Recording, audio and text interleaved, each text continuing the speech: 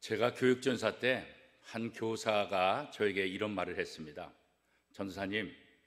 전사님은 목사 안수를 받으면 목이 좀 뻣뻣하지 않았으면 좋겠습니다. 이런 얘기를 들었어요.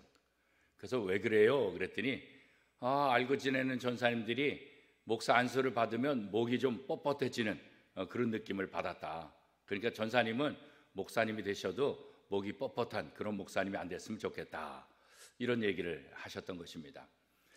사람들이 조금 괜찮아지고 또 좋은 일을 경험하게 되면 조금 또 높아지면 목이 뻣뻣해지고 교만한 그런 모습들이 이 몸속에 자연스럽게 들어오는 것 같습니다. 세상에서 이렇게 평안을 또 좋은 일을 많이 이렇게 누릴 때 오히려 더 겸손하고 또 하나님께 감사하는 그런 자세가 더 필요하다, 그런 생각이 듭니다. 오늘 본문에 보면 모압이 그렇습니다.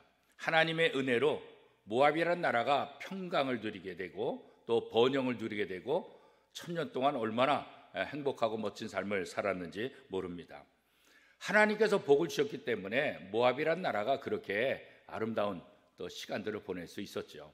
그런데 그 하나님의 은혜를 잃어버리는 거예요. 하나님께 영광을 돌리지 않는 거예요. 하나님 없이 우리가 우리 스스로 노력해서 얻었다, 이렇게 생각을 하게 되는 거죠. 더군다나 하나님의 백성들을 조롱하기 시작하는 거예요.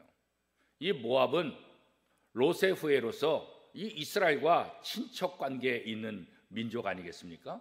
그런데 이 하나님의 백성, 이스라엘 백성들을 조롱하고 또 핍박하는 그런 모습을 갖게 되는 거죠. 그런 부분에 있어서 하나님께서 굉장히 마음이 아프셨죠.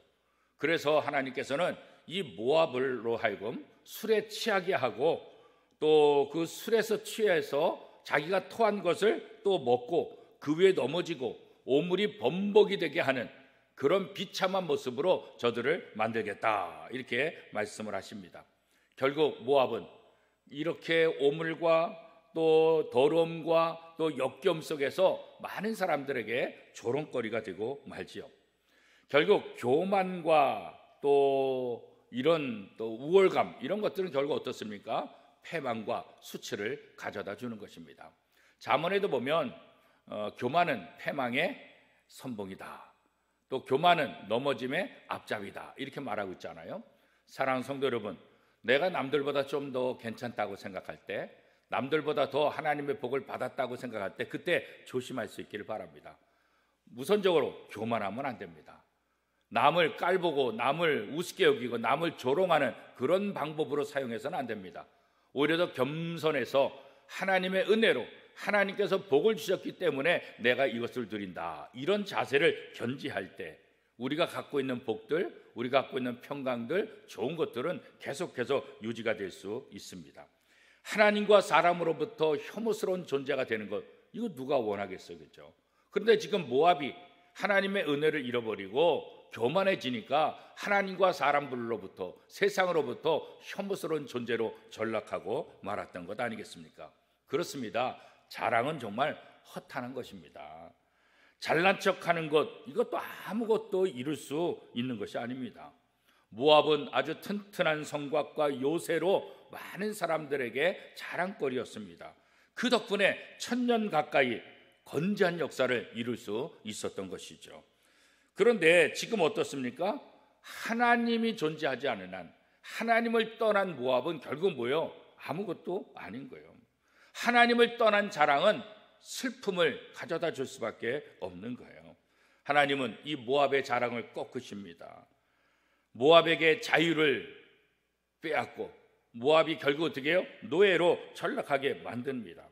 그들의 성곽은 돌 무더기에 불과하게 만들고 그들의 재물과 곡식은 다 바벨론에게 빼앗기는 결과를 맞게 되고 있지 않습니까? 그래요, 우리의 부족함을 인정하고 하나님의 도움을 바라는 것, 이것이 바로 겸손한 성도들이 해야 될 가장 중요한 것입니다. 오직 하나님을 자랑하고 하나님을 높이고 하나님의 말씀에 순종하게 될 때 그 위에 하나님의 은혜가 있고 그 하나님의 은혜 위에 또 하나님의 은혜가 넘치게 될 것입니다. 우리 원미덤교회 모든 성도들이 이런 하나님의 은혜를 날마다 경험할 수 있기를 축복합니다. 모압은 추수할 시기에 과수원, 이거 보면 너무나 행복한 거예요. 기쁨과 환희로 가득 찬 거예요. 포도주 틀은 언제나 그들에게 기쁨을 가져다 줬고요. 얼마나 포도 농사가 잘 됐는지 가지가 사해를 넘어서 아세까지 뻗어갔다, 이렇게 얘기할 정도로 이 모압이라는 나라가 엄청난 번영과 엄청난 복을 받았던 그런 나라입니다.